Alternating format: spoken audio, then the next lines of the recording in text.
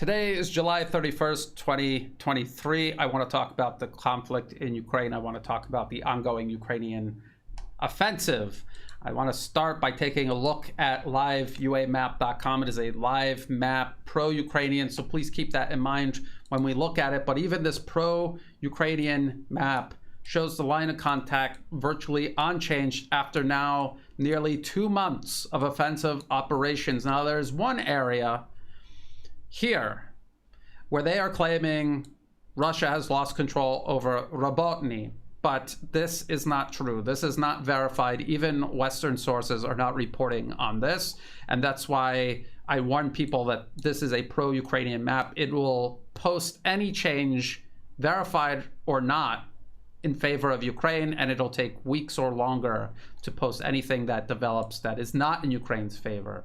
The situation in the east, Ukraine continues to make small gains around Bakhmut.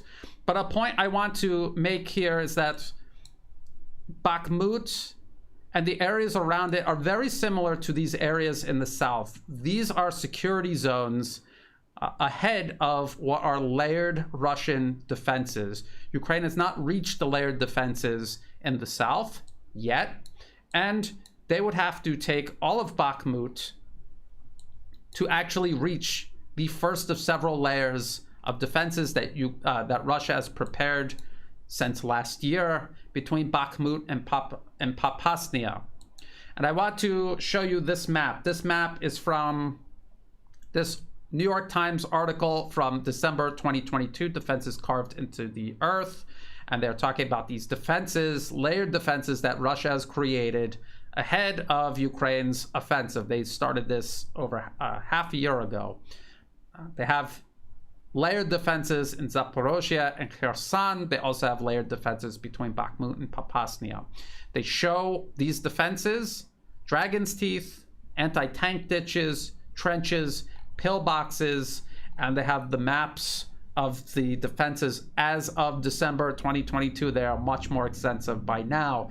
Ukraine is to the west of Bakhmut right now. This is the eastern edge of Bakhmut. Ukrainian forces would have to take Bakhmut or go around the city just to reach the first of several layered Russian defenses. So even if they were to take Bakhmut as part of this offensive, it will be only the beginning of breaching Russian defenses in the east. Very important to keep that in mind. Now, let's talk about Ukraine's offensive. At the 2-month mark, we see another major push, which began about 5 days ago as of this recording. I want to show you this New York Times article from July 26th. It says, main thrust of Ukraine's offensive may be underway, U.S. officials say. After holding back many of its units trained and armed by the West, Ukraine is now committing them, the officials said, but it remained unclear whether a full-scale assault was taking place. And of course, they say that to hedge their claims against the possibility that this major thrust will fail. And the article says, this is the big test.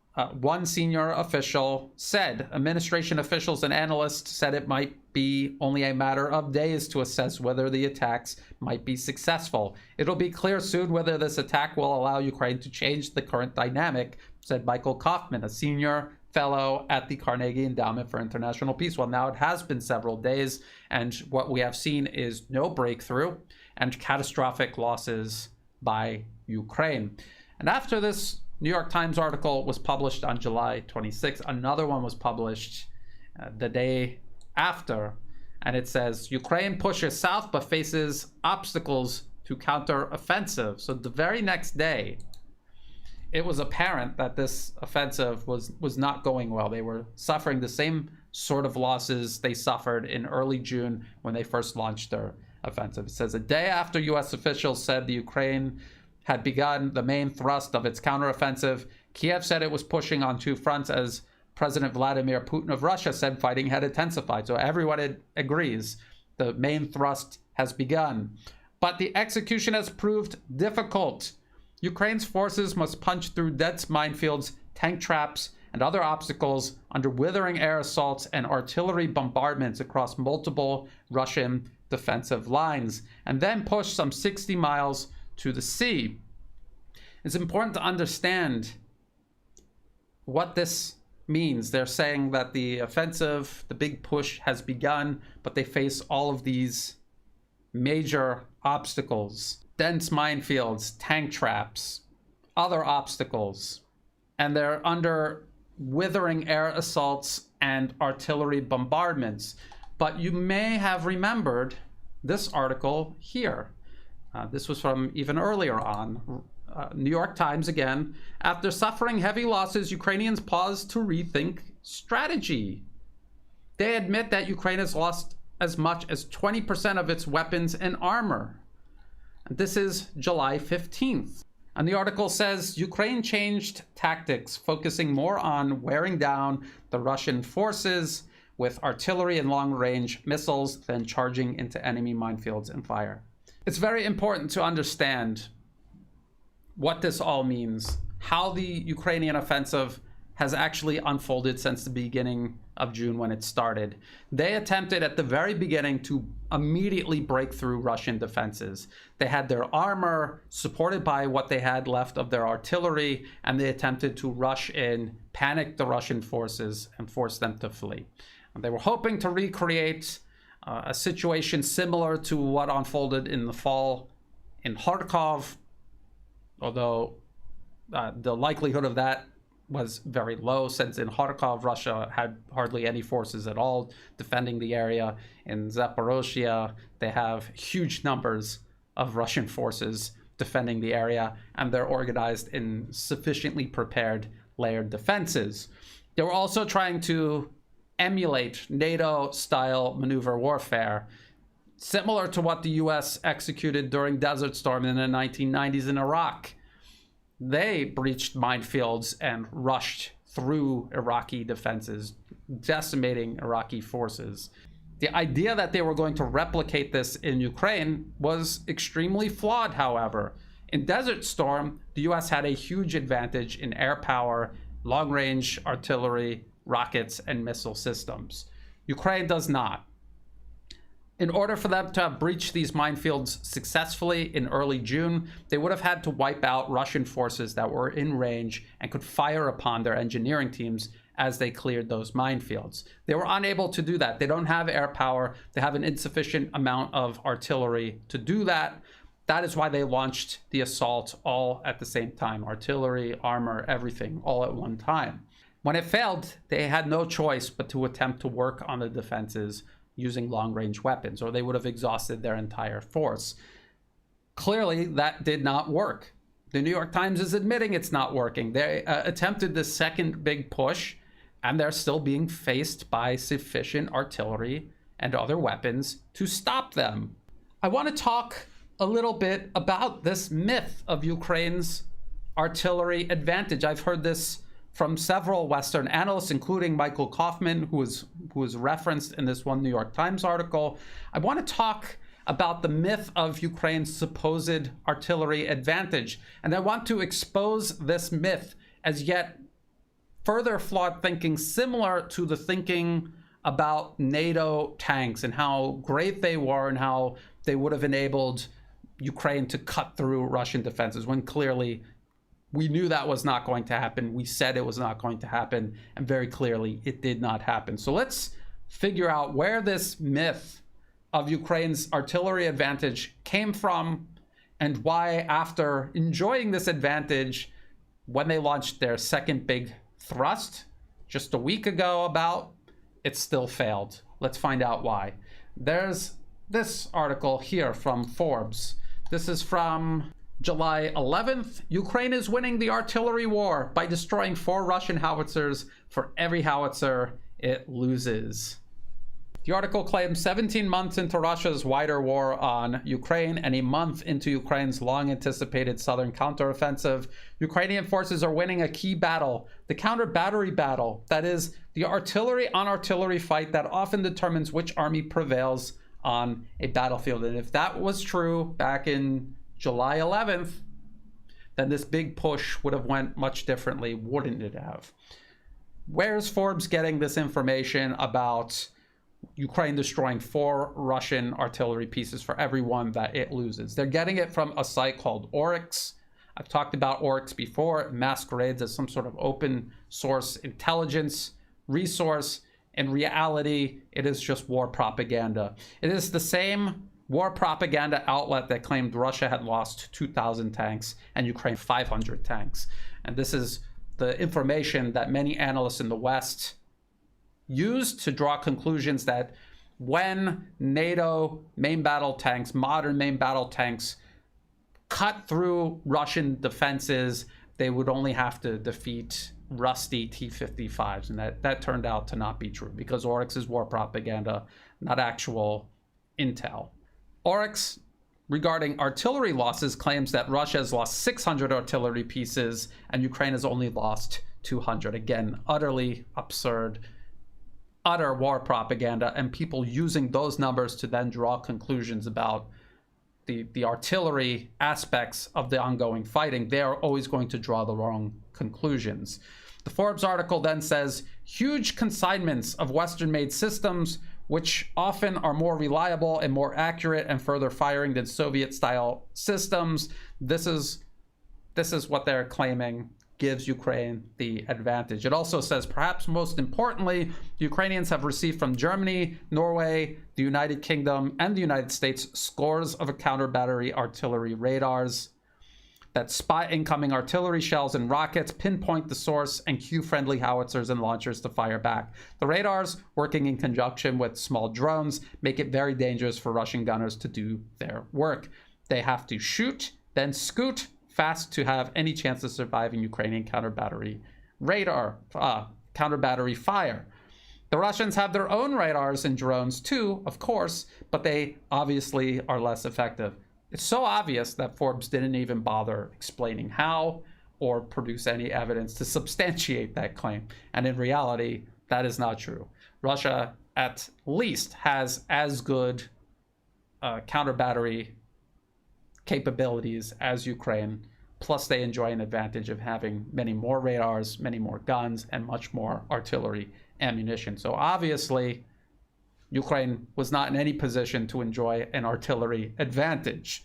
It's Western sources that admit that Ukraine is running low on artillery pieces and that the West has only a small number that they can send.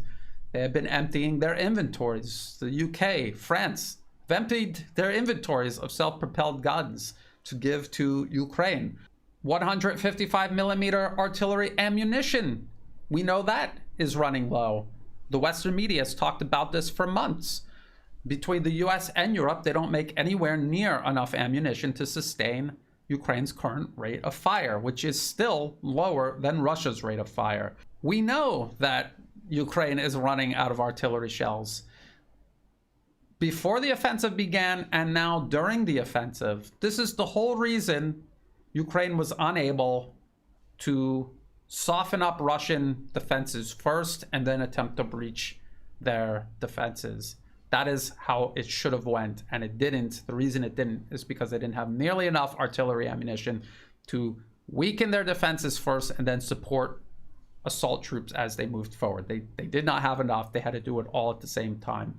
And because they are so low on ammunition, we just watched the United States transfer 155 millimeter cluster munitions to make up for the fact that they are out of the high explosive rounds that they need to continue the offensive. Sending the cluster munitions are obviously not going to give Ukraine any sort of special advantage on the battlefield. It's simply to give them more artillery fire to stretch out their artillery capabilities for as long as possible. Now, in terms of counter-battery radars, yes, Ukraine was receiving counter-battery radar systems from the West. And I had covered for many months the transfer of these counter-battery radar systems to Ukraine as part of these Pentagon military assistance packages. They were drawing them from US inventories for several months, and then they ran out of them. They need to maintain a certain number of counter-battery radar systems for US troops. They are no longer able to send Ukraine any more on hand. What did they begin doing? Drawing up contracts with a company in Buffalo, New York that makes these counter-battery radar systems. They drew up these contracts, and now they're waiting for these to be manufactured. There's not enough people to expand production. It takes 6 months to a year to build these in very small batches, and it'll take years to actually fulfill the orders the Pentagon has put in to supply Ukraine with replacements. Russia is removing counter-battery radar systems from Ukraine's inventory on the battlefield faster than the United States and its allies can replace them. That is a fact, and we've watched that unfold during these Pentagon press releases regarding these aid packages. What is most likely happening that has given rise to this myth of a Ukrainian artillery advantage is the fact that Ukraine is taking whatever it has left of its artillery, of its counter-battery capabilities, and concentrating them in just a few places along the line of contact, depriving other areas of the battlefield of sufficient artillery support, and they are gaining a local advantage temporarily over the Russian artillery in that same area. And it is temporary because as soon as Russia realizes they're outgunned, they bring in reserves, and it tilts the balance back in Russia's favor. That's why we see these gains made by Ukraine, and then these gains reversed by Russia once the reserves show up. This is unsustainable for Ukraine. They are losing artillery pieces. They're running out of ammunition every single day this offensive continues. And every single day that they don't break through, they have less artillery to support their forces when they finally do break through. And this has been the problem identified long before it ever began in early June. This is what people said was going to happen, and it's exactly what's happening. Russia is going to be able to weather all of this. This is a war of attrition, and Russia is positioned to win this war of attrition. Ukraine is spending its men and its equipment for territory in a war of attrition. That is not how you move yourself toward victory. That is how you move yourself one step closer to defeat. And now we want to talk about sustaining this offensive, and we can see how desperate the West has become. So let's take a look at this announcement from Politico.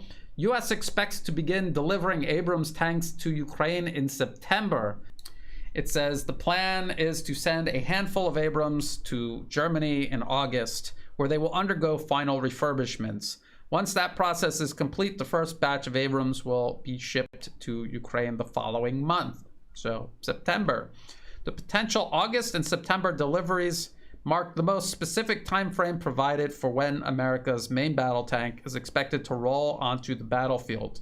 Pentagon officials have previously said the Abrams would be in Ukrainian hands sometime in the fall. The U.S. is sending older M1 A1 models instead of the more modern A2 version, which would have taken a year to get to Ukraine. And that was because they had to manufacture them from scratch, and it would be an export version of the M1 A2.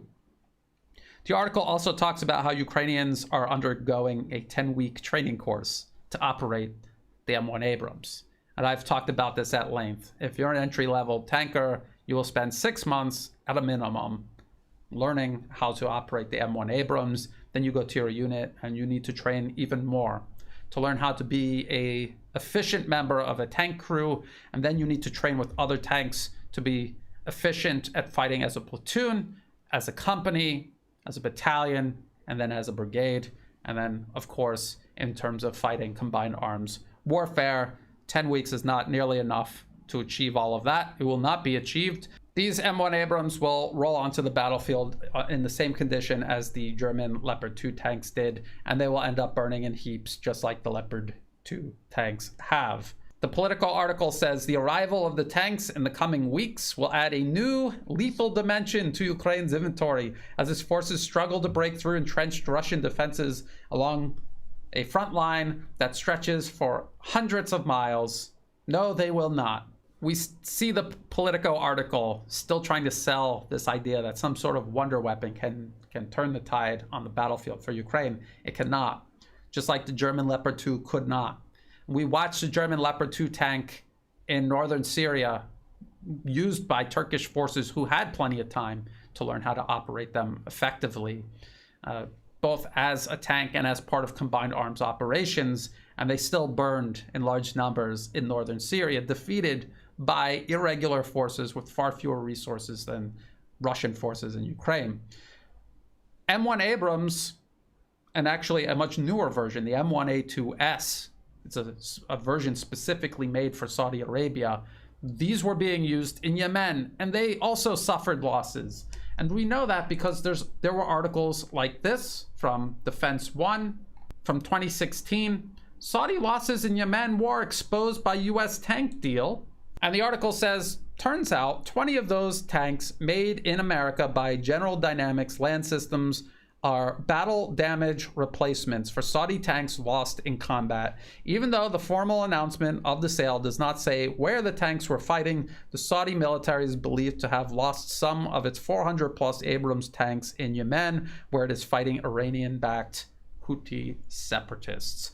They are going to fare no better than German Leopard 2s did in Ukraine. That is a fact. There's nothing special about an M1A1 crewed by inexperienced Ukrainians that is going to do anything different than the Leopard 2s did, which was hit mines, take hits from anti-tank guided missiles fired by infantry, fired by attack helicopters, take a hit by artillery, and then burn on the battlefield. That is what the M1 Abrams is going to do if and when it reaches the battlefield in Ukraine.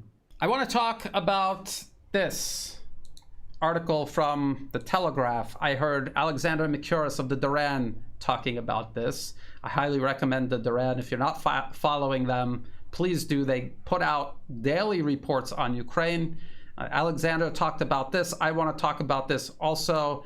Ukraine, the latest leaked German report on counteroffensive, extremely unhelpful. And this is a report from the German army about the counteroffensive, how it's failing, and how it's not NATO's fault, it's Ukraine's fault.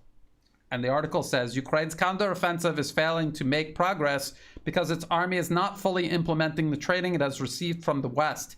Kiev is spreading its troops out too thinly across the 1,000-kilometer front line and attacking in units composed of too few soldiers. It goes on and it says, Ukrainian soldiers trained by the West are showing great learning success, but they are let down by commanders who have not been through the boot camps. Ukraine is sacrificing its advantage in manpower by attacking in units of between 10 and 30 men, insufficient to break through Russian lines. There's a couple of points to make here. First of all, not fully implementing the training received from the West. Ukraine is trying to cross extensive minefields protected by huge amounts of long-range Russian firepower. Are we to believe that NATO actually trained them to be able to do this without air power, without sufficient artillery support? And they're simply not implementing the training. When was the last time NATO ever conducted an operation of this kind? The answer is never. They would never attempt to conduct an operation of this kind. So this right here is simply NATO having categorically failed these Ukrainians that they trained. They did not give them the training they needed to succeed, because there is no way for them to succeed, because they were not given the military equipment needed to succeed. The article also says, it adds that the small unit sizes increase the risk of friendly fire and fail to group together enough Western-trained soldiers to be operationally effective. The report claimed that Western-trained soldiers understood the operational principles of fire and movement, but when they returned to Ukraine, they would often be commanded by officers who used different military tactics. And Ukraine is operating in much smaller units because there was not enough time to train much larger units to effectively carry out maneuver warfare the way NATO would have wanted to train them to do. It takes months for infantrymen to learn how to operate as a fire team, as a squad, as a platoon, and as a company, and then it takes even longer to operate as, say, a brigade. That takes a very long time. It takes a very long time to build up a brand new brigade and have it operate effectively on the battlefield as a brigade. That could take over a year to do, and Ukraine simply doesn't have this time. It also says German military leaders also expressed frustration at experienced fighters being promoted over Western-trained troops, with the report claiming combat experience does not mean that the soldier is a good leader in combat. The compressed, abbreviated training NATO gave these conscripts was not even enough to bring them up to the standards of a basic infantryman in, say, the US Army or the US Marine Corps. And yet they think that these barely trained conscripts should have been leading troop formations. It takes years to produce an officer. It takes years to produce an NCO or a senior NCO, non-commissioned officer. This simply is impossible to do in such a short period of time. It is impossible to do.